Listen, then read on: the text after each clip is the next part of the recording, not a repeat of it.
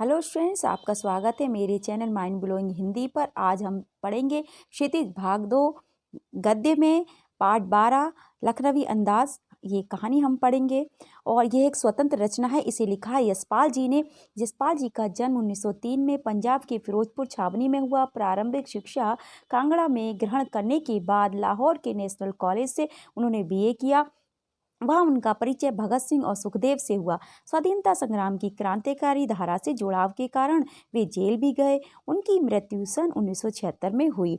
लखनवी अंदाज पाठ में एक ऐसे नवाब साहब का वर्णन किया गया है जो ट्रेन के सेकंड क्लास में यात्रा करते हुए अपनी रईसी का प्रदर्शन करने के लिए खीरे में नमक मिर्च मिलाकर उसे खाते नहीं बल्कि सूंघते हैं और सूंघकर उसे ट्रेन से बाहर फेंक देते हैं।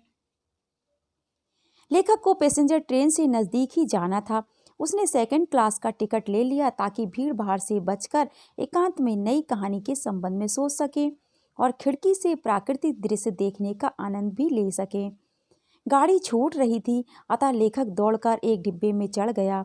उस डिब्बे में एक बर्थ पर एक लखनवी नवाब पालथी मारकर बैठे हुए थे।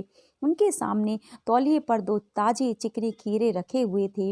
लेखक को देखकर उनकी आंखों में एकांत में बाधा उत्पन्न होने का असंतोष उभर आया। लेखक ने सोचा कि हो सकता है कि वे भी किसी कहानी के बारे में सोचने की चिंता में हों या उन्हें खीरे जैसी साधारण चीज का शौक देख लिए जाने के कारण संकोच हो रहा हो। नवाब साहब ने लेखक के प्रति कोई उत्सुकता नहीं दिखाई तो आत्मसम्मान में लेखक ने भी उनकी ओर से दृष्टि हटा ली।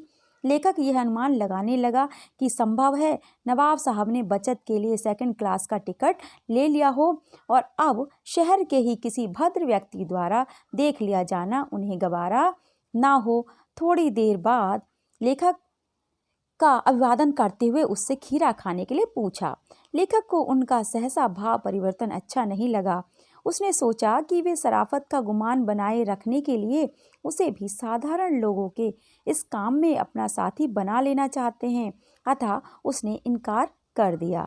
अब लेखक ने इनकार कर दिया नवाब साहब के पूछने पर। फिर नवाब साहब ने दृढ़ निश्चय से तौलिए को झाड़कर सामने बिछा लिया और दोनों खीरों को धो पोंछ कर उस पर रख दिया।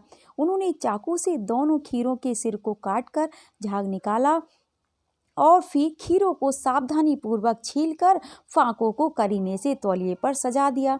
इसके बाद उन्होंने फांकों पर जीरा मिश्रित नमक और लाल मिर्च का चूर्ण छिड़क दिया। उनके हाव भाव और जबड़ों के फड़कने से लगा कि उनके मुख में खीरे के रसास्वादन की कल्पना से पानी भर गया है।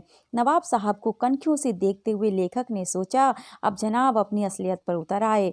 नवाब साहब ने लेखक से पुनः खीरा लेने का अनुरोध किया, परंतु अपना आत्मसम्मान बनाए रखने के लिए लेखक ने मना कर दिया।